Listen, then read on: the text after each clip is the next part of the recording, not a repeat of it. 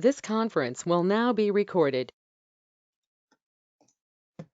All right, well, welcome everybody. Really appreciate everybody dialing in tonight, and welcome to Predictably Unpredictable, which is the first series in our new online learning opportunity, our virtual training platform, House and Home at CSL Management. So Predictably Unpredictable is our first series, and tonight is our first session of our first series with the volunteer staff and campus professional track. So we are really grateful that you guys are with us tonight. For those of you who haven't had an opportunity to meet, my name is Scott Fusel. I'm the Director of Education for CSL Management. I've been with the company for a little over 5 years, which is shocking to many, I think. And I'm a husband to Sue, and I'm the daughter or the father of Avery. She's our 17-year-old. She will probably be showing up on one of your campuses a little over a year from now. So I want to thank you in advance for taking extraordinarily good care of her if she shows up on your front porch. So really grateful for all you do for all the daughters and the sons that show up on your front porches. So thank you for that. I am a Beta Theta Pi. I was initiated at Middle Tennessee State, and as I tell people all the time, I had a life-changing experience there. I continue to have a life-changing experience. I don't know that a day goes by where my life isn't changed because of my affiliation with Beta Theta Pi and with fraternity. So my latest title is the host of House and Home for CSL's virtual learning series here. And I just want to say thank you for spending some time with us tonight. By giving up an hour of your evening, what that reveals to us is you care deeply about these facilities that you care for and that you support. You care deeply for the students that call them home, and you care deeply for this experience called fraternity. And there are lives being changed every single day on our campuses because of folks like you who are willing to give of their time, talent, and treasure and heart to help this experience not just be preserved, but to advance it and to make sure that those students have a wonderful, wonderful fraternity sorority experience. So right off the bat, we want to make sure that you know how grateful we are for the good work that you do and for spending some time with us tonight. On the call with me is Christina Kinzer. She's one of our senior operations specialists here at CSL. She's been with CSL from the get-go almost, and she's also a Zeta Tau Alpha from Middle Tennessee State. And for the purposes of tonight's call, she's unofficially a chat management wizard. So while Woody and I are going through some of the content tonight, Christina's going to be managing the chat. So if you have questions, and we've got a ton of content to get through tonight, but if you have questions along the way, we'd love for you to hop in to the control panel. There's a chat feature there. You can see the little conversation cloud.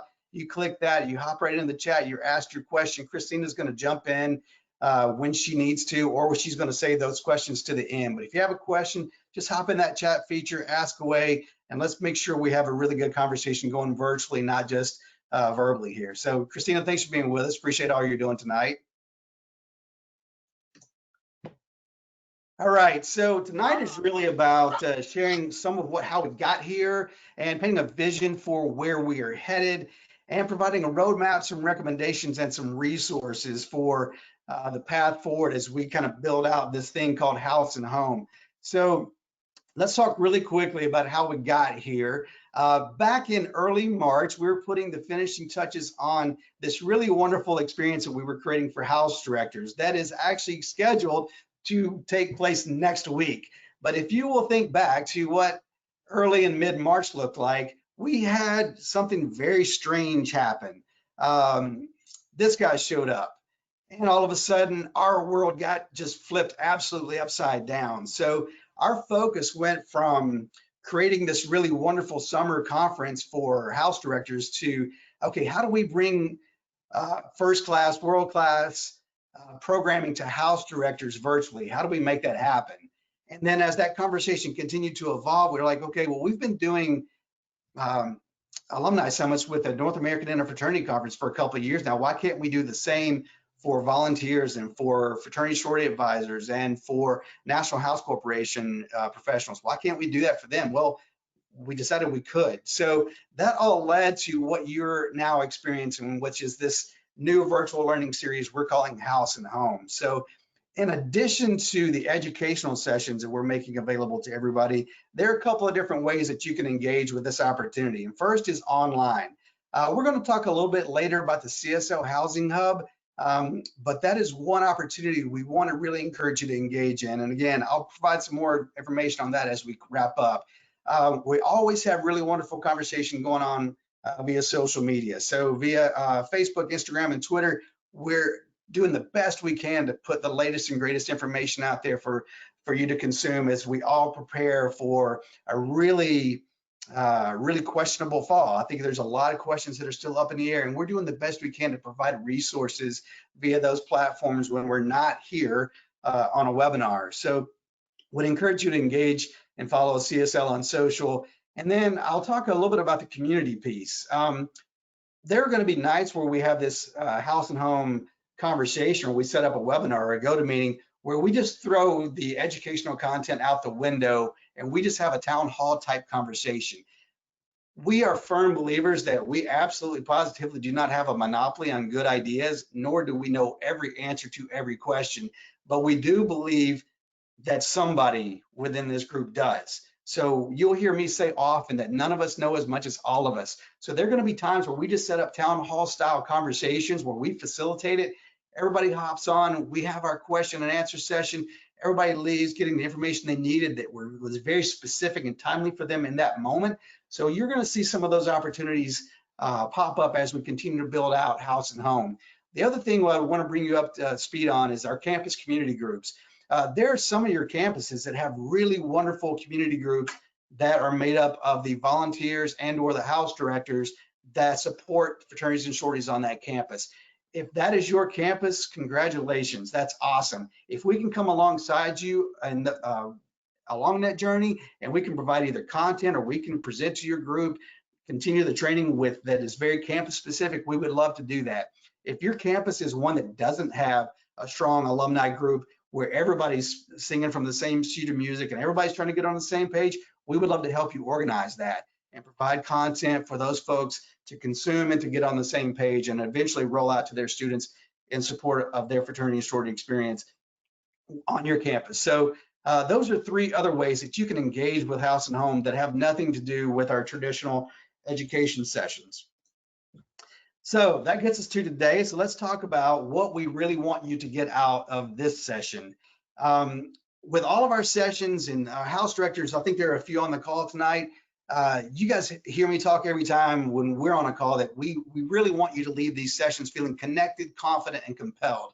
If you feel connected to the content, you feel connected to the other people on the call, there's a confidence that comes with that, and you're gonna feel compelled to actually do something. So we want you to leave every one of our educational opportunities and every opportunity we have to engage with you, we want you to leave every one of those opportunities feeling connected, confident, and compelled. But tonight is really about relevant, reminded, and ready.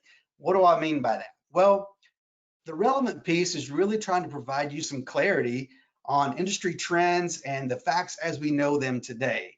Now, if you have watched the news at all in the last 2.5 months, you know that this is a moving target that we're working with, right? So it seems like a new piece of information comes out every single day, if not every single week for sure. So we're doing the best we can to provide timely and relevant content as best we can. So knowing that, that it is a moving target, we're trying to take in as much information as we can and provide it as real time as we possibly can. So that's the relevant piece. The reminded piece, we really want you to leave these sessions knowing that you are not in this alone.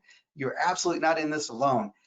None of us have ever done this before. None of us have ever been through a pandemic and tried to support fraternity and sorority housing in the process. So we're all in this together.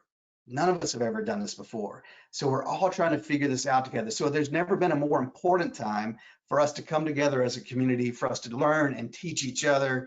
So we want you to leave here reminded that you are not in this alone. You've got a whole community of people that are sitting in your chair, wearing your hat, and want to support you, support the students who call your house home. And then finally, we want you to leave feeling ready, at least a little bit more ready than you did when you showed up. If you leave here tonight with 3 tactics that you can execute on immediately, that's a gigantic win, okay? So we're gonna do that. We're gonna help you take away those 3 or 4 topics or tactics by providing what we're calling a 60-day roadmap. And initially it was a 90-day roadmap, about 120 days out from when the first students started to move in. And we had an idea that we've got this massively moving target. What's that going to look like? We started developing a 90-day roadmap for our clients and the industry, and not even just our clients, but just the entire industry to start to look at. So they could put the right steps in place so that those houses were ready when and if we opened on time. Well, more and more it seems like that's becoming the case. Well, we're now about 60 days out from when the first students are going to be moving in. So we're going to share what that 60-day roadmap looks like and give you some takeaways as we continue to prepare and make sure that our homes are ready to take in new students. So as I've mentioned a couple times tonight is really about roadmaps and recommendations. Roadmaps and recommendations. And to get us there, it is my pleasure to introduce Woody Ratterman. He's our managing partner here at CSL, and just also happens to be a chapter brother of mine. And Woody and I have known each other for about 25 years. And when we met, neither of us knew what probably never even heard the word pandemic. Well, he spent the last 2.5 or 3 months absolutely immersed in this thing called COVID-19. And it seems like every single day he's bringing something new to our team in terms of how the virus behaves and how we can prepare and prepare our homes to be really healthy when our students move back into it. He's really, and this is going to embarrassing, he's sort of the Dr. Fauci for CSL Management. So we're thrilled to have him with us tonight. And I will admit, this is kind of a big deal because Woody's a little road weary, I would say, because he literally just landed at the Nashville International Airport on a flight back from California. So thank you to your pilot for stepping on it and landing on time, Woody. We're so grateful to have you with us and looking forward to what you're going to share. So I'll turn it over to you. Take it away. Thanks, Scott. And I'm going to ask Steve to help move this along as well, because I am in the airport, obviously, and I want to make sure that we don't have a lot of background, a lot of challenges with this. So if for some reason he needs to step in, we'll have him do it.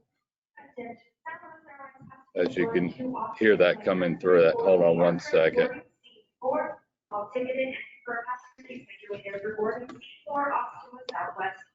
Scott, are you able to hear me still? I hear you, and it sounds like that Southwest one is still on time. So go ahead. If you can, I go to the next slide. Woody, the background noise isn't awful, so you just power through it. Okay, perfect. So one of the things that I want to start with tonight is, again, as Scott was saying, we're 60 days in and we're looking at this and going through everything. Some of this material, some of you who have participated in many calls to this point have maybe seen or heard before. So we want to really just start with where we are today. So one of the things we understand, most universities are opening right now, planning to be in person. I think the last time I looked, we were close to 70% we're planning on in person. The other 20%, we're still trying to figure it out, but we're hoping to be in person, with around 8 to 7% that said that they weren't going to be in person.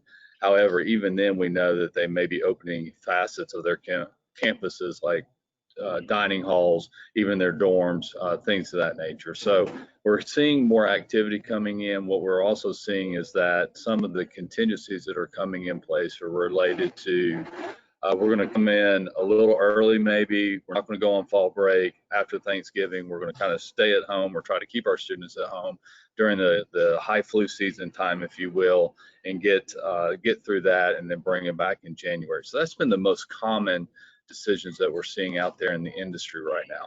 We're not seeing any consistency on occupancy. We've seen where people have been reducing density to where they're increasing it or decreasing it from either going to single person rooms or no more than 2 person if they have any type of group studying, things of that nature. So we're not seeing a lot of consistency on the occupancy strategy yet. So it's really important to pay attention to what your campuses are doing and what that actually means.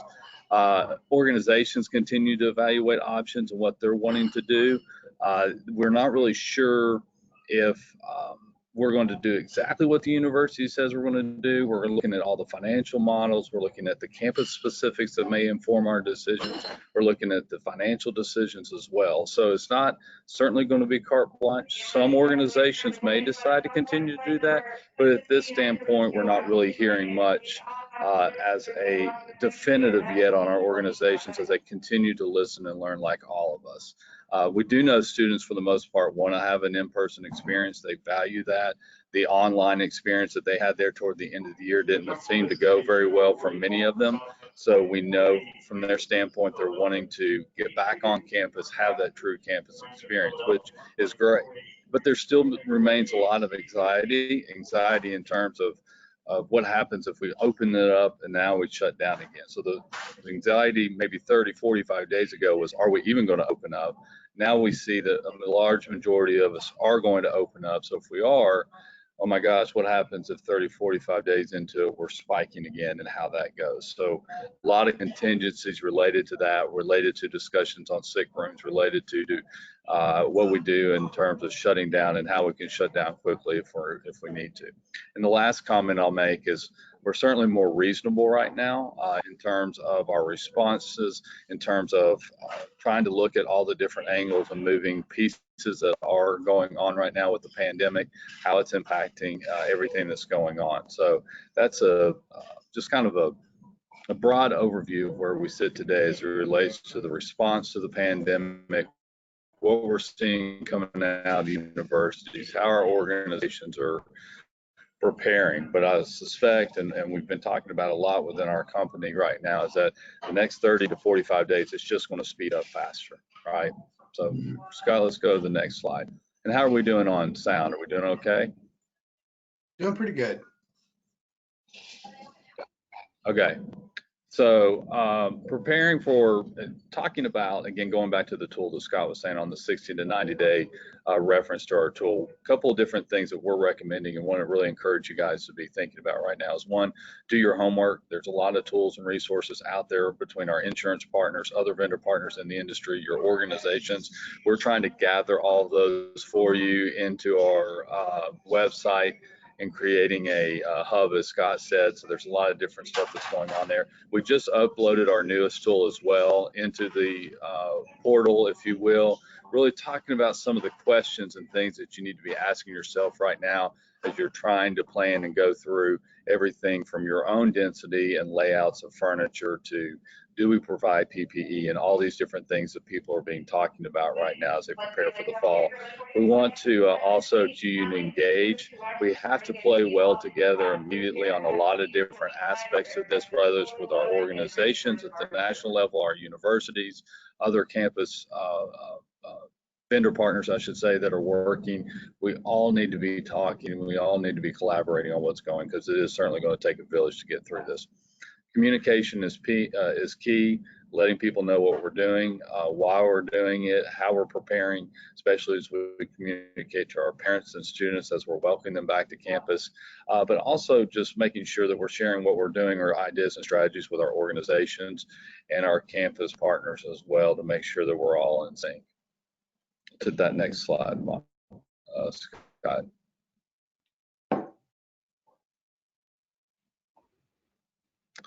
A couple of different kind of more from an operational standpoint to look at. Plan and develop contingencies. You may have heard this quite a bit right now, but you're going to really need to be updating these almost daily, just what we're learning all the time.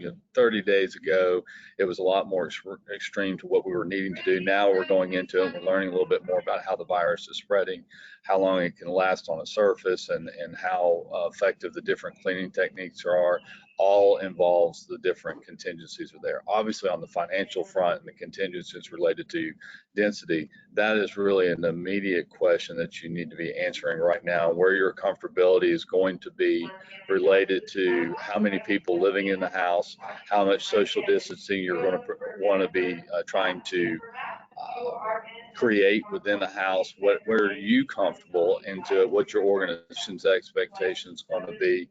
There's going to be guidance all over the place as it relates to that. So as you look at the contingencies in terms of your layout, as you look at your contingencies as it relates to finance, we know they're all kind of integrated. It's just really important that it's almost daily you're talking through those. We're just learning that quick, the things changing, people's decisions are changing. Take inventory, that's a piece right now. One of the, I guess everything on the inventory side of things that we've talked about, probably the most scarce item out there is still the hand sanitizer. So whether it's the dispenser or the foam or the liquid itself, hopefully by the fall we're seeing more and more that people are catching up with, and it won't be as scarce. But look at your inventory. If you are a local house corporation that buys a lot of stuff locally, make sure that you're maybe looking at a group purchasing organization like a culinary consultant, or looking to your kitchen management companies if you have one of those to help you with supplies, because going to Costco and other stuff, your local vendors or local box stores, I should say, could be a bit of a challenge. So just making sure we've got good supplies on the paper products. We're thinking through that, and we're going through our PPE and making sure that, what we're recommending is that you have some PPE available. We know as house corporations, how much is that really our responsibility, especially if you have a house director, certainly working with them to make sure they have masks and gloves and what they're comfortable with. Stay up to speed on the cleaning. Guidelines and recommendations are changing all the time. There are different applications going on out there as it relates to foggers, electrostatic sprayers. Do we do how big of a deep clean do we need to do? There's certainly not anything out there yet that we've heard, and we've actually seen other experts actually say this in the cleaning, that we need to be spending the $2 to $5 a square foot to clean a facility. We haven't seen any necessity on that. I think you need to have conversations about your comfortability and how often you might want to use a fogging system or electrostatic sprayer for any reason in your house. Again, we're not seeing that that is absolutely necessary on the front end at this point, especially if your house has been empty. If you have someone that is obviously diagnosed with COVID-19, that changes things a little bit, and you may want to be bringing in and needing to bring in a fogger or an electrostatic type cleaning, getting that as a secondary to, again, what we've always heard and it was always been consistent is cleaning with a disinfectant, elbow grease, right? Getting out there doing it manually is going to be the most effective on all of our high touch areas. But again, on the cleaning, 45 days ago, it was a lot of doom and gloom. We're going to be spending tens of thousands of dollars. It's going to be something that's going to be quite extensive. To now, we're seeing a little bit more sensible recommendations. We need to have contingencies. We need to have a plan on what we're going to do if there is an outbreak, which again is going to be a strong disinfectant clean, which may recommend bringing in a fogger or electrostatic type clean behind it, wipe behind it with disinfectant, and we should hopefully be okay. So cleaning, there's a lot going, and I would suspect in the next 60 days we're still going to be a lot going still. Key on that, though, I will tell you, cleaning companies obviously have a lot of business right now. Business is really good for them. So you may think, if I've been working with this cleaning company forever and they're going to get me this summer, you may want to make sure you're on their schedule, and you certainly want to make sure they're able to clean at a CDC type level moving into the fall. And you may want to talk a little bit about your services with them in terms of, maybe we don't vacuum every day, we vacuum every other day, and we're using that extra time and resources for our more high touch cleaning. The other piece last piece I'll live on cleaning is because even for us, and this is a great example of how information changes and we need to continue to collaborate and work together. 30 days ago, I'd be telling you the fact that leaning on any of our residents to do any type of cleaning moving forward is probably not a good idea. You still need to have your house professionally clean. You still need to have it professionally clean on a regular basis.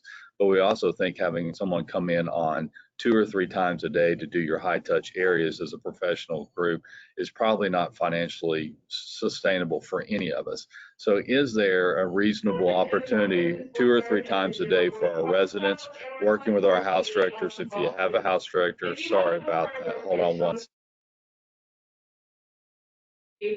Sorry about that, guys. So if you you have conversations with your residents, and if you have a house director in your lump, about the idea of utilizing our undergraduate members that live in the house to help do some of this high touch cleaning routinely. Something we hadn't really thought about. We were on a call a couple of weeks ago with our friends with MJ Insurance, and one of the specialists says, look, we have people in our office sign up when we do it. So it may be an opportunity to engage in them, maybe an opportunity to have them have ownership. I know that can be controversial, but it's something to worth have a conversation with your chapter. And then on the finance piece, we got a forecast, we have budget models. We need to be looking at, probably again 45 days ago, we're looking at maybe 50%. Are we going to open at all? For the most, even the houses that are seeing online instruction being the desired method, they're still at this point opening residence halls. So you need to have that conversation, because some organizations said if we are all online, we're not opening our houses. I think that was a statement though made before they understood that the universities may still open up their residence halls. I don't know if that impacts the decision of the organization or not yet. We're still having conversations with them on that front for our clients as well, but it's something worth discussing. If your university's residents are opening, even though we're doing online classes, is that something you're willing to do or not? But realistically, on the forecasting model, we're probably between 10 to 15, maybe even 20% as a hit if your campus is opening, because you got to suspect some students may not be able to make it back because their families aren't financially able, or whatever the decision. There are going to be some parents that just aren't going to be comfortable, or the residents themselves living in a fraternity or sorority, even though we can make a case certainly for the standpoint that it's a lot safer. Again, hold on, I apologize, folks. Cash is paramount, obviously, still at this day. We still need to be reserving. If you can defer large investments in your facility right now, we would encourage that unless it's absolutely needed, especially for the next 12 months. Let's look at our capital investments, maybe starting in the spring, see how we weather the fall, and we go from there. And then we need to be prepared that in some instances, especially, that we're going to spend more. If you've not had professional cleaning in the past, if you've not utilized some of that in your budgets beforehand at any standpoint, you're certainly going to need to be looking at that. We know for 15, 20, maybe 22,000 square foot houses or bigger, you're going to spend 20 to 25,000 a year to do a professional clean. If you're smaller, maybe between 10 to 12,000. Okay, Scott, we can go to the next one.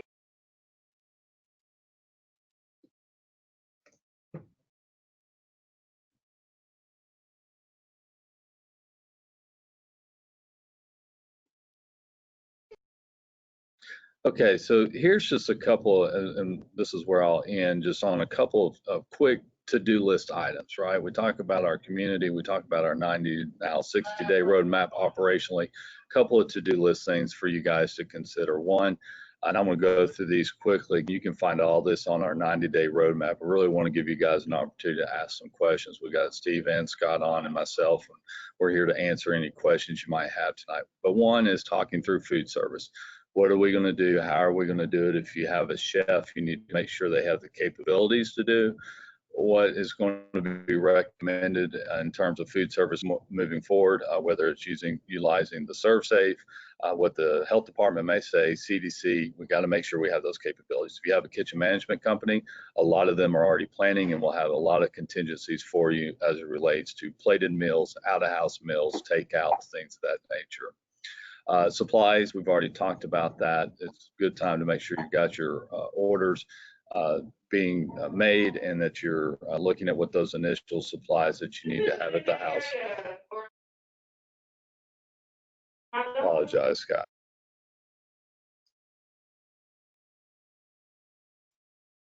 You're good. If I get that one guy to get on his plane, we would be really smoking, because there's nobody else in this airport, I promise you. House modifications, a couple of key pieces on the house. Again, furniture layout, signage. How much signage you're going to have? Are you going to have the stickers that show 6 feet separation if you're going to still do some type of serving line? Do you want signage that says how many people you're comfortable in a room or not, based on the size in your common areas? Do you need if you go into most rooms, and as Scott said, I just came back from California, visited about 8 of our properties. Going through them, most of the rooms, you can achieve 3 or 4 or 5 feet separation between the beds, maybe not a total of 6 feet. But if you have people sleeping head to foot, you're definitely going to be beyond that 6 foot span that you're going to be looking for. So there's going to be some conversations that you guys need to specify and talk through as it relates to your comfortability of social distancing and how it's going to work in your facility. The reality of it is that right now, to this day, 0 to 24, the age group in that demographic, there's been less than, I think right now we're around 109 deaths that have actually died from COVID-19. We've actually looked at some of our medical connections that we're doing our research with, has provided us at that same time period of a 12-month period we've been dealing with COVID-19 compared to the flu season.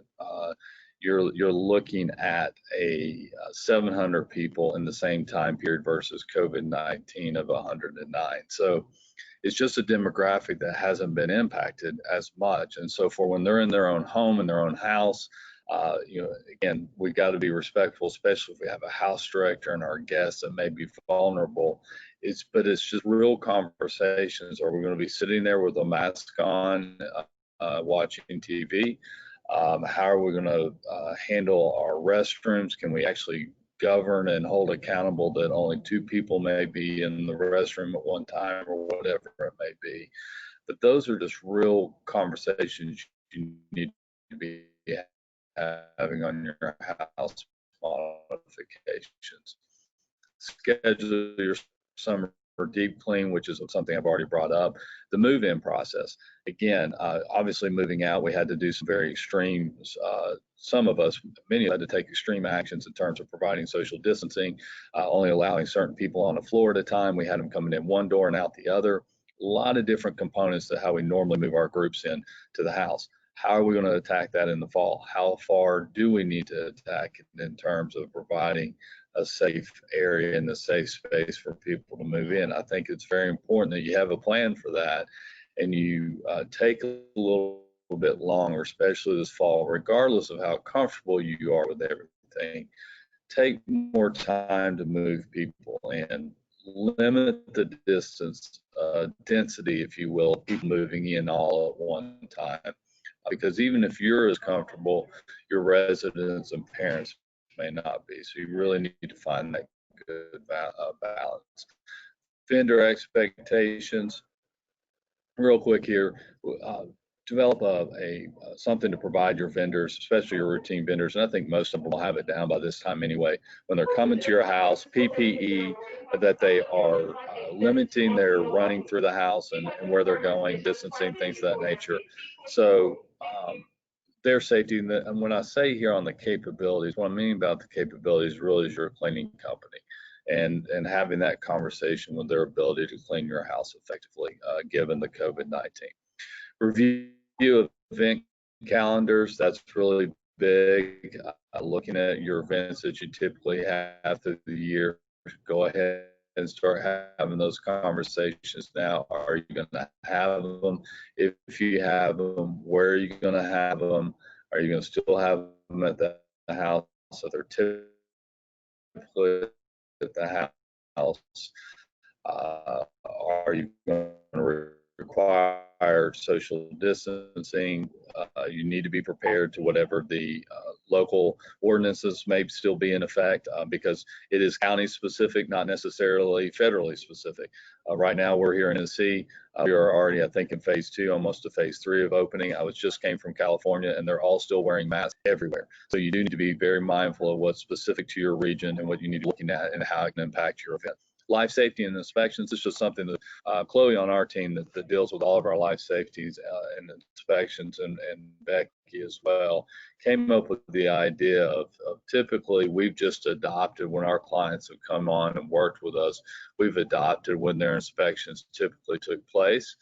Well, now we're trying to move all of those to the summer, winter break, potentially if there are any that kind of lag in the middle of the fall or middle of the spring, because that's where people aren't in the house, right? Typically, we have less density in the summer on our men's facilities. We don't have any typically on our women's facilities. Same with winter break. So look at those safety and those routine preventive maintenance inspections, things of that nature. Those that you can move to when the house has less occupancy, we highly recommend it. And then lastly, policy and lease updates. Everyone's talking about how do we protect ourselves moving forward. I don't know that we're really in a good environment that we need to be talking through and trying to negotiate existing leases that are already signed and create more anxiety. And we're probably not going to get very far anyway, but certainly moving forward, what can we do to update our policies as it relates to accountability and social distancing and being safe as a member of our chapters when we're interacting. A wellness pledge, whatever you may want to call it, and then our lease updates, making sure.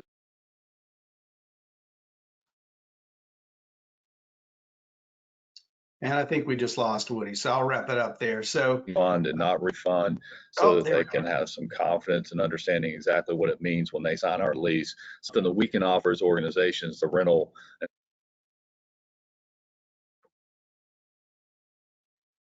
Woody, we're going to shut you down right there. So let's move on here. So Christina, let's jump into the chat and tell me really quickly, do you see any questions over there that we want to address? We'll open up Steve's line. I haven't seen anybody drop any questions. I know backing up to just a comment that Teresa had made is that, you know, she keeps hearing a lot about 60 to 90 days out, but Mizu is talking about starting early. And so that obviously would back up recruitment. And so to them, they might only have about 45 days until move in. And I know Woody mentioned that earlier. We've got, you know, to kind of start making quick decisions. But if anybody does have any questions, feel free to drop them in the chat and we can definitely get them answered. Scott, two quick things that just as more commentary than anything else. With you know, Woody mentioned obviously about university decisions, and especially for our friends out on the West Coast in California, where the Cal State system has noted that they're going to go quote unquote online this semester. Reality is that they are doing mostly online, but not everything online, and they're still having some in-person classes from what we have been able to discern across a couple of the campuses. So make sure you understand what the universities mean by what they say publicly, because there's usually several layers underneath that you've got to be cognizant of. And I think especially with some research that came out yesterday that showed that the learning curve has been diminished by online learning. It's not been as effective. I think you're going to see a lot of schools pushing harder to reopen fully and provide a very specific opportunity on campus. So I think there's still going to be some shifting sands here that we're going to have to deal with going forward over the next few weeks rather. Yeah. And we do have lots of questions coming in. So I'll go back. Okay, so Brenda Latman is asking, can somebody restate the information that Woody was trying to talk about for the lease and housing contracts? Yes. What we're trying to accomplish, or what we're suggesting that you try to accomplish, is reviewing your documents with your attorneys to make sure that you're putting proper protections in place in your leases moving forward. So we're not necessarily recommending that you run out and try to change your leases for this fall that are already signed. That we think that's going to become kind of a logistical nightmare. But certainly, you know, going forward, starting with the 2021 school year, we do believe that you should be looking at your leases for what if we have another pandemic? How do we enforce social distancing? How do we best protect ourselves financially and legally going forward? Those types of questions are really things that a lot of the attorneys are really starting to look at. And so that's what we're encouraging you to do, is find the best ways to really kind of better document those items within your lease or your housing agreements moving forward. One idea, can you hear me okay now? Yeah, Yes. you hear great. Yeah, all right. So one idea too is just if you're looking for something for this fall, we've heard a lot of people talking about doing a wellness pledge or accountability pledge when the members are coming in to really get them to buy in. That's a very concern within our industries because this demographic has really not been impacted by the COVID-19 crisis a lot. And the last thing we want to do is get the image of everybody and our members just having parties and kind of sticking their nose to the situation, the reality that all of us may be experiencing. So one thing that you may want to consider is just maybe a wellness pledge or an accountability pledge.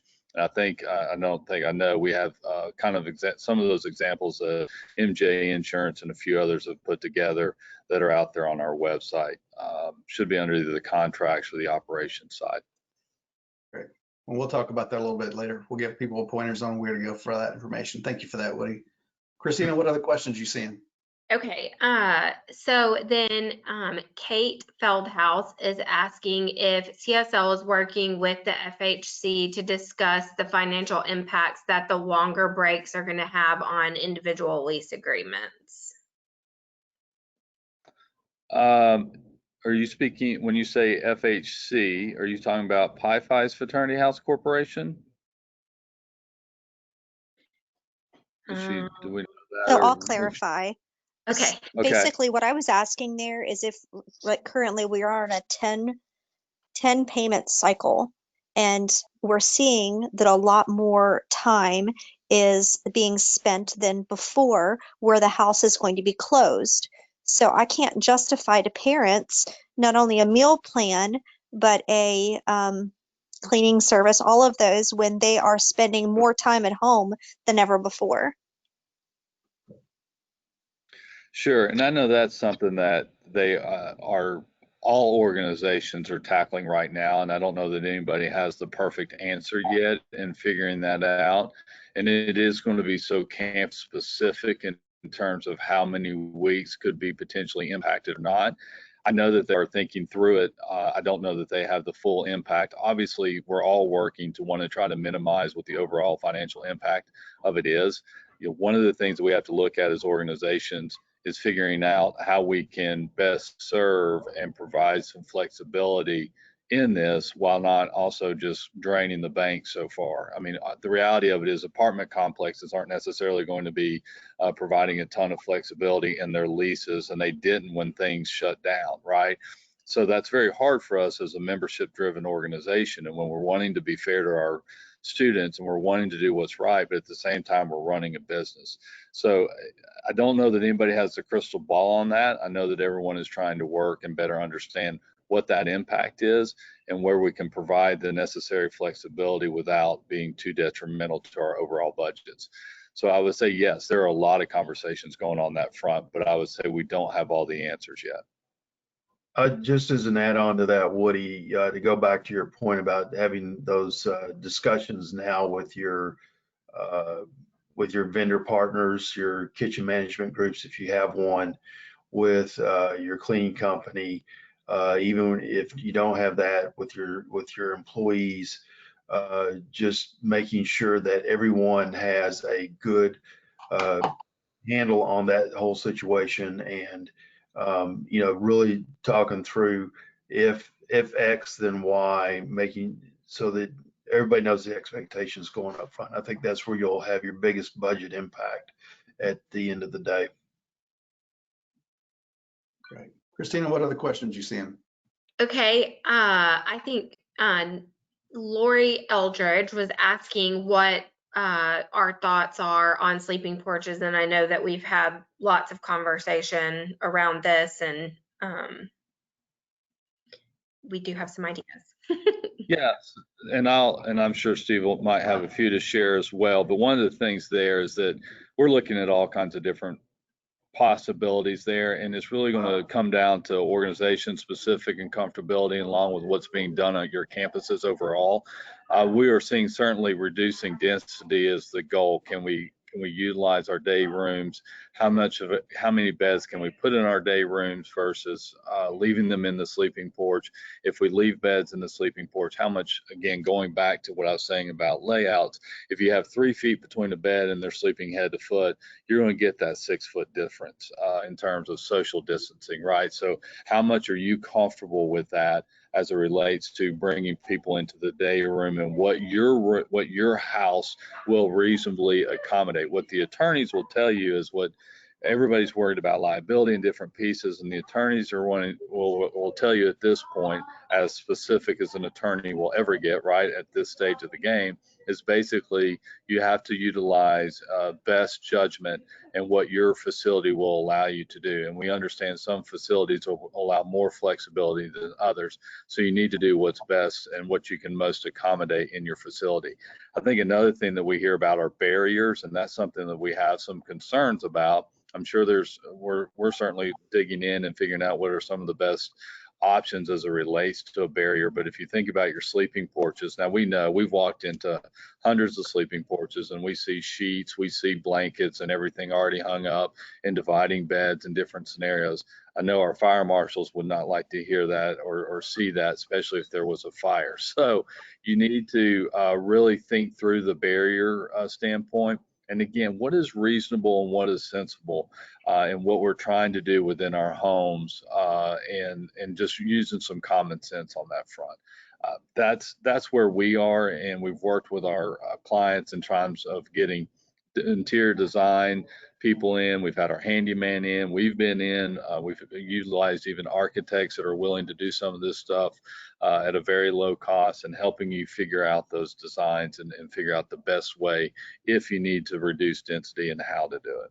Steve, I don't know if I know you've done a lot of research on this as well. If you have anything to add. You covered it well. I think the only other thing I would add is look at your airflow within your sleeping porches. I think that's a serious consideration we all need to be looking at.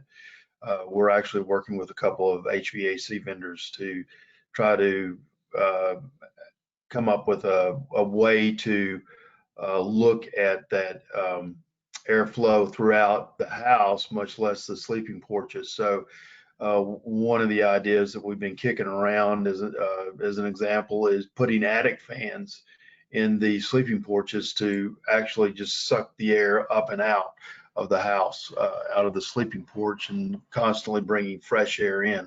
So that's just one other example, not only in sleeping porches but throughout the house, that we would recommend you take a look at.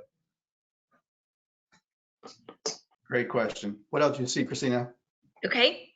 Arthur Doctor, Director of Fraternity and Sorority Life at Ole Miss, has a question. He wanted to know if could an anticipated cost be self-cleaning supplies in places like restrooms for cleaning after the use of like sinks, touching handles, things of that nature. Sure. I mean, we did, when we talk supplies and we talk PPE, we talk more in working with our clients, it goes beyond just gloves and masks, right? In terms of what can we make available to our residents if they want to clean their own room, which if you've been in a lot of even dorms or fraternity houses, we're typically not worried about our own rooms as we are our common rooms or bathrooms. But I think that's a great point in making sure that you have a disinfectant spray and a rag. Again, it's not complicated. If you listen to all the information that's out there, get a rag, get it wet, wipe it down, and then also to make sure that if you're doing that, it's something that I've even learned, you need to let it sit there for a little bit. really about 10 minutes for it to be effective. So yeah, I think again, it goes back to that comment, have the conversations with your residents, allow them to take ownership in the process, but make sure you have the supplies there for them and have the ability with a paper towel, disinfectant, or a towel, or however you want to do it, that allows them the opportunity. And the other piece of it though, and again, this came from the call that we participated in last week, it was a great recommendation. This guy had written an article and is in the cleaning business and a professional in it, is that we all need to remember, if we're doing it regularly, if we are asking our members to do it, they do need to wear gloves, they do need to wear a mask, which he says even in your own houses, you're supposed to be doing that. I can honestly say I don't, but I'm certainly going to be reconsidering it. So keep that in mind too. If you do get them to do it, you do need to provide them just a good surgical mask and some gloves while they're doing it. Great, good stuff. A great point. Yeah, Becky would love to see you put on a mask and gloves and actually clean something. Just like I know. We're going to let you guys take that conversation on offline. Christina, what else are you seeing? Okay, Jessica, I'm sorry, I'm not going to say her last name because I definitely do not want to butcher it, but she wants to know, do we have more specific recommendations about move-in timelines and policies? Yeah, so I think a couple of things that we're working through, and again, depending on the size of your house, it really dictates what you can do. We do recommend that you reduce density, right? Don't have if you move in one day and you're moving in 50 people, probably not smart, probably not going to happen this year. So look at what's realistic based on the number of residences you have in the house, some tactics that you may do. Move people in that are on different halls. So if they're on different levels, so if they're on the second level and you've got somebody on the third, move them at the same time so that they're not on top of each other. Alternate residents, roommates moving in so that they're not on top of each other that right time. And know it can be a little bit of a pain and they want to decorate or they want to set their rooms up together, make sure that they get their Xbox right just right when they get in, but you're really going to need to think through some of that and allow as much spacing as possible. So I would say move in based on floors. Don't move in roommates at the same time. Make sure you've got some cleaning if they want to be able to clean the room before the next roommate or resident comes in, that they can do that. You'll want to make sure that you've got some cleaning, maybe your professional cleaners coming in at the end of the day and wiping down the high touch areas for you. I don't know that they need to do a full blown clean, but certainly your doorknobs, your light switches, and your bathrooms. Again, that's going to be less than having them coming in and mopping and doing everything else. All the statistics tell us it's all about the high touch at this point. So I would maybe during move in, maybe have them come in at the end of each day, clean the house as it relates to your high touch areas. And the other piece is just if you have 2 or 3 people moving in at the same time, maybe if you have stairwells, give one a stairwell and give the other stairwell based on where their room is located. Again, just helping them move through the house without necessarily, or with the ability to social distance, I should say. I think outside of that, that's really some of the best you can do. No, that's fantastic, Woody. Thanks for doing that. And this is, I would not be doing my job as the Director of Education if I didn't use this opportunity to plug an upcoming education session. We're actually going to be doing a session just on this very topic, talking about what the move-in makeover is going to look like. So we'll talk a little bit more about that at the end of the session today, and then we'll make sure that we're kicking out information on that upcoming session coming up soon and a follow-up email. That's a great question, by the way. Christina, what else are you seeing? Okay, Kate is asking, so she's saying that the majority of the living rooms have fixed furniture that can't be moved. And so she is asking if we are potentially suggesting that they limit occupancy. Well, look, I mean, from our standpoint, it's really going to be a case by case, and that is really hard. And again, that we have a lot of rooms, a lot of clients with built-in furniture. Most of that built-in furniture, if you measure it, the separation of it is at least 3, 4, 5 feet easily. So if you have that and you have them sleep head to foot, meaning opposite of each other, you should be able to achieve the social distancing. So for us, we have not come across a situation yet whereby creating a 6-foot distance between individuals while they're sleeping has not been achievable outside of maybe a sleeping porch. But even then, when you have bunks and you sleep them head to foot as well, offsetting each other, you can still achieve it within reason. So it really becomes, and this is something we talked about early on in some of our panel discussions that we participate in, is having that conversation with your members and having that conversation with your organization in terms of what the standard is going to be and what they're going to be comfortable with as it relates to social distancing. Because again, what we see or what we talk about as an industry and what we need to actually be worried about and concerned about is a little different than in reality. When we actually get into the houses and we see how our members are interacting, they are very comfortable at this point. Doesn't necessarily mean that they shouldn't be, but it's also necessarily not going to mean, if all of you on this call, many of you I'm sure are House Corporation volunteers, you're not going to be there every night. Your house directors are not going to be able to police it every night. So that accountability is really going to be on their own in terms of what they're comfortable with and what they're reasonably going to do. We as a House Corporation need to make sure that we are providing the best opportunities as it relates to our facilities and what they provide, and gives us the best possibilities to allow them to social distance in the house and do so safely. Outside of that, it's really up to them. And I think the other concern that we would have, and this takes not only the House corporations, it takes the advisors, it's going to take our organizations and the industry, is really how they conduct themselves on campus and in partnership with our campus, and also in the communities and where they are, right? When they leave the house, it's one thing is when they're in their house, but when they leave their house and they're wearing letters, we want them to understand, and it's up to us certainly as part of a social organization and as a committed organization to brotherhood and sisterhood, that we're hopefully joining together and being responsible citizens when we're even outside of the house. So I think it's important, because the advisors need all the help. The House Corporation volunteers need to help as well in the organization, encouraging our members, not so much, I mean, in the house as well, but certainly when they're out of the house. Christine, I need to jump in there really quickly. Thank you for that, Woody. We're right up at the top of the hour. So what I'd love to do is, I know there's a lot of folks probably have a hard stop right here at an hour.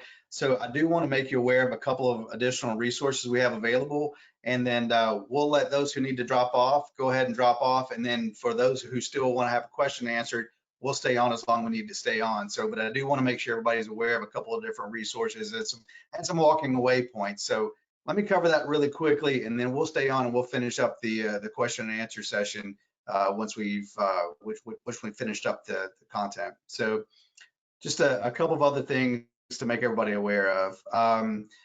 In terms of takeaways and next steps, Woody's mentioned this time and time again tonight. Just be sensible, be diligent, but don't panic. If we're modeling the appropriate reactions and the appropriate behaviors, it's going to be a lot easier for these students to follow our lead. So please just model the way. And remember, again, you are absolutely positively not alone. You got to have a whole community of people here to lean on and lean into. And right now is if there was ever a time for our community, excuse me, to come together, it's right now. So this is the time to communicate, to collaborate, and to innovate. But in the spirit of innovation, don't be so quick to also reinvent the wheel. Take advantages of all the resources you have available to you. You've heard us mention multiple times tonight our Beyond COVID resource guide. This is on the CSLmanagement.com website. We've tried to create the greatest hits, so to speak, of all of the information that is out there. Because what we continue to hear is there's so much information. I wish I had one spot where I could just go get it. And so we've done the best we can to pull the best that the industry has to offer, put it in one space so you guys can actually, it's a little easier. You're 3 or 4 clicks away from a resource that you want, as opposed to 15 or 20 clicks in a Google search. So in addition to that, the longer version of our 90-day roadmap is available there as well. So if you go into our COVID page, and you're gonna see a link there that's gonna actually speak specifically to that 90-day roadmap, and you're gonna have a couple of different options and a couple of different webinars. Actually, the webinar that's on there now is similar to this, but it's a couple weeks old, so you know you're gonna get some different information now. So takeaways and next steps. The other thing we want to encourage you to do is make sure you're taking advantage of additional learning opportunities. And within the Housing Hub that we just mentioned, there are lots of links to webinars that our industry partners have been creating over the last few weeks, whether that's the North American Interfraternity Conference, the National Panhellenic Conference, or industry partners, whether that's insurance, kitchen management, et cetera.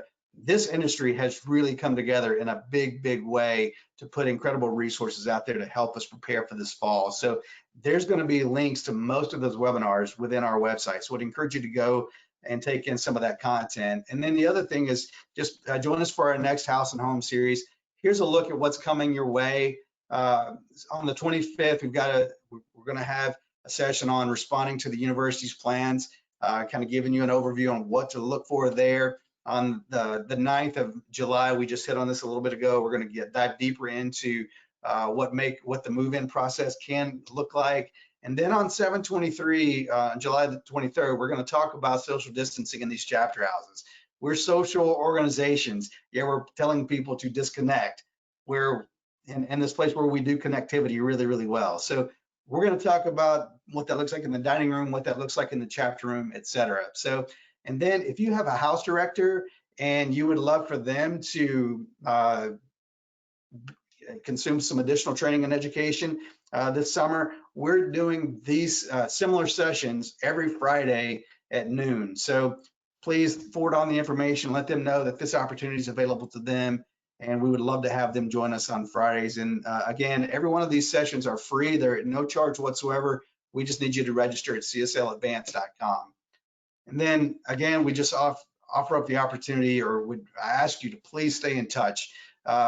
We're here as a resource, whether you're a CSL client or not. We just want to help you get through the process, and we want to help you prepare these houses for a really productive fall for these students to have a really wonderful experience. So know we're here. You just need to reach out, and if we can help in any way, shape, or form, we absolutely will do that. So for everybody that needs to take a break and take off, thanks so much for joining us tonight. We really, really appreciate it. For everybody else that wants to stay on and finish up the Q&A session, we would invite you to stay on the call. But we'll wrap up there, say thanks, and we will give everybody a chance to step off, and then we'll continue the Q&A session. Thanks, everybody. So Woody, while they're dropping, while we've got a lot of folks who they have that 9 o'clock stop time. Christina, what other questions are you seeing in the chat that we could address tonight?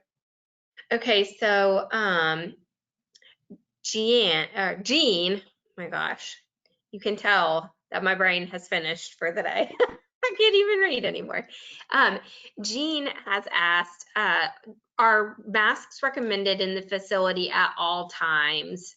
And if there is a designated entry point for all, should there be a check-in list for out-of-house chapter members? So yeah, and I was kind of scrolling through the questions, Christina, so I apologize if I cheat, but I know we're running late, and I was just kind of starting to condense all the questions looking at it. I mean, the mask all the time in a facility, personally, I think is going to be very difficult to require and ask folks to do. Is it recommended? I think it's going to be determined on where we are with the pandemic at that time. Right now, again, we're seeing some county specifics of asking everyone to have a mask on out in public or in restaurants, everywhere that you go. Is a fraternity or sorority house going to be considered a public place that everyone needs to be wearing a mask? I think it's really going to be chapter specific and what you guys are comfortable with and what people are willing to do.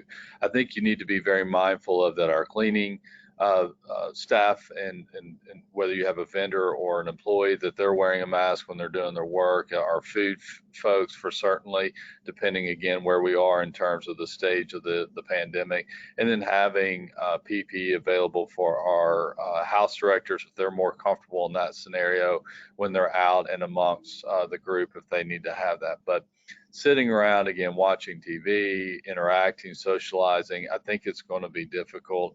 And I think it's really an education process for them and how to proper social distance. As it relates, I know there's several questions about visitors and visitors coming to the house and what the policy should be, and looking at it from that standpoint. Again, we know many organizations are looking at out-of-house members and their frequency and what events they're having at the house. We know they're having conversations about out-of-house meal service and if they're going to allow that.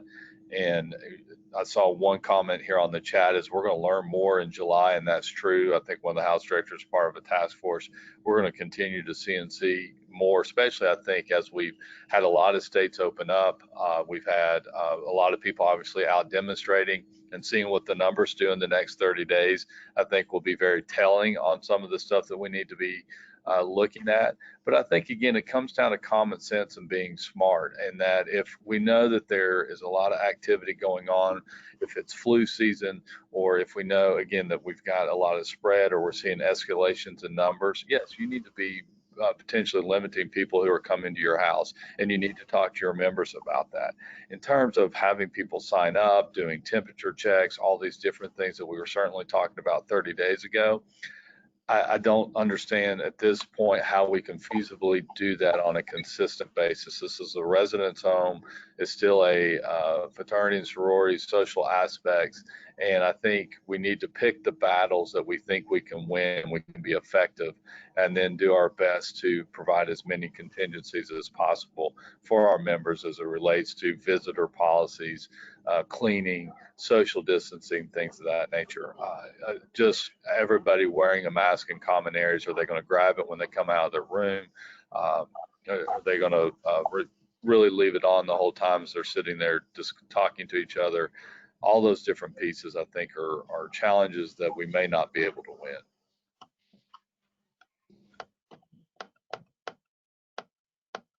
Good stuff. I did see a question on here also, Woody, where somebody had asked about some comments about creating or reconfiguring furniture in the bedrooms, but hadn't really talked about that in common areas. That's going to be part of that social distancing in the chapter house session. So we're going to hit on that in a couple of weeks. That session, kind of give you a primer on that. We're going to have one of our partners from a kitchen management company is going to be on that call to kind of talk about how things are going to look differently in the dining room. And then we have a designer who's going to talk about how things could look differently in your common areas of your chapter house. So give you some ideas on how to better arrange the furniture so that you can create those opportunities to socially distance. And it's going to have a lot to do with probably how we rearrange the furniture, because I just don't know that, with Woody, our students going to do it on themselves, doing it on their own if we don't give them if we don't kind of create the opportunities for them to do it. So Yeah, I do love Purdue's stance though. Their president's like, look, this is the way we're going to do things, and if you're not ready to do things this way, then you're not ready to come back. So there is a level of expectation we need to place on people, and so they know exactly what we're expecting of them. yeah, and I think, I mean, we've seen, and we're working with that presenting group, and I'll be looking forward to their ideas that they're bringing to the table. Because right now you see, all right, if you have a 3-seat sofa, they're putting tape in the middle sofa. I don't know that that's something that we want to look at for the whole semester, but that may be what it boils down to. But we've also seen, like in bathrooms where you may have 6 or 7 sinks going across, they may put tape across every other sink to help them as a visual to remember that, hey, try to social distance. Now, if all the other sinks are being used, we really think someone may not stick their toothbrush under the other one and start brushing their teeth and walk out, possibly. But again, what are we doing that's reasonable and prudent within our capabilities? Hey, Woody. Yes, ma'am. I know one other thing, and I know we're going to get into this a little bit more in a future session, but I wanted to make sure that I spoke to the question, was that in regards to having Mary had asked, in regards to having a lodge and not a live-in facility, how often should deep cleaning be done? And we are going to talk more about cleaning. I'm sorry if you mentioned that. Okay. Yeah, so I think I mean, again, it's going to base on, every lodge gets used differently. And so how frequent are you meeting there? Some campuses we know, I think one that comes off the mind for me is Albion. Those are lodges, but those residents go over there quite a bit for studying. They use them quite frequently. So, I mean, as a routine clean, again, what I would call a routine clean, not necessarily a deep disinfecting clean, just having cleaning crews come in there maybe at least once a week, but maybe 2 times a week, depending on frequency. And then again, I think it also depends on how comfortable you are as a chapter in a house corporation with residents doing some of that disinfecting, cleaning, and wiping stuff down. Some of the things you may do that we've talked about is having wipes at tables where they study, or again, a bottle of disinfectant with some paper towels. So when they leave, they can spray their spot down, wipe it, or when they come, they can spray it down and wipe it and create some security that way. What about when you have someone test positive? That's Oh, what I was the about to million dollar question.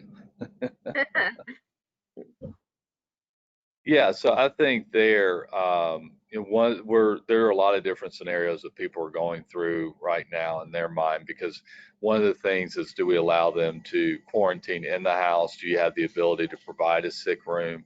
Will you classify their roommate? If the one gets sick, they're both sick. Will you classify the house as a quarantine? I know there's discussions like at NC State where they thought that they may just classify a whole dorm if someone gets positive as a quarantine type scenario. Ideally, we would prefer no one quarantine in the house, but at the same time, if they have to get on a plane to go home, that may not be feasible. People have talked about having contingencies if they have the financial means to rent an apartment and just having an empty apartment to move someone in their house over and have them quarantine in there. So again, it goes to what your facility is able to accommodate and what you're willing to have happen or not. If we can get the member safely home without exposing a lot of people, I think that's priority one. Priority two, if we can't do that, can we get them into some other place off campus? Or will the dorms, a lot of the questions right now are universities going to be willing to let students that are living off campus utilize the quarantine spaces they're trying to create? I think right now the answer that we've heard the most is no. So if we can't utilize that, is there some place in our house that we can do it safely where they have their own bathroom? But the cleaning piece of it is if they vacate that room, is certainly to go in and do a very go in probably with a fogger or a electrostatic sprayer, but you still need to go behind that and do a wipe down with a disinfectant of everything and do a deep clean of that room, and then you should be okay to continue on. But also just need to making sure if that person is quarantining in the house that they have cleaning supplies and they can self-isolate effectively without exposing others, hopefully. Right. Woody, I hate to do this, and I hate to put Arthur on the spot, but Arthur recommended checking in with your university to see if they might have some spots. And certainly, based on what Woody's saying, is we're not hearing a whole lot of traction in terms of the university making their spaces available to somebody who might live in one of our facilities. Arthur, are you hearing anything different from that? Does Ole Miss have a policy on that? And what's the chatter you're hearing from a campus professional perspective? Do you hear anything that you could share with the group? Yeah, so I actually pressed our senior leadership, our vice president, about that, because at the end of the day, there's still students at the university. And as a point was made, it makes no sense to quarantine them in a house full of students who aren't positive or who haven't tested or exhibited symptoms. And so that's something that they had already taken a residence hall offline. That would be a quarantine space. And so they've agreed to do that, or they're strongly considering that. And I think that'll be an option for us in the fall at Ole Miss. That's awesome. Yeah, and we have heard, and let's be clear, if they're university-owned fraternity and sorority houses, they have said that they would most likely allow them, obviously, to quarantine in because they would be just like a dorm. But Arthur, I think that's great, and I would hope that where possible, maybe you have to give first priority to those that are in dorms and resident halls, but certainly for those that are living in a fraternity sorority house or quote unquote off campus, hopefully they'll at least have a shot if needed. Great. Good deal. Well, we could probably continue this conversation for another 3 or 4 hours. So here's what we want to do. I've got our email addresses up there on the screen. So if you haven't had your question, we tried to, answered a bunch of them in bulk there. But if we didn't get to your question to the extent to which you wanted us to, then please shoot us a quick email and we will get back to you as soon as we can. Beyond that, let's start to wrap up there and just want to make you aware of the upcoming sessions. So, because we're going to be hitting on some of these topics again, we've got one that's going to be focused on responding to the university's plans, and then we got the move-in makeover that we talked about earlier. And then we're going to dive into this social distancing in a chapter house. So a lot of the questions that were being asked there at the end, we're going to hit on those, and we're going to do a deeper dive into those in some of our future sessions. So we are so grateful that you guys spent some time with us tonight. So again, that just reveals to us that you care deeply about this experience and you care deeply about these students who call your houses home. And for that, we are extraordinarily grateful. So thanks for making some time for us tonight. We are really grateful, and we will talk to you next time. Thanks so much, everybody. Take care. Thank you. Thank you. Thanks. Thank you.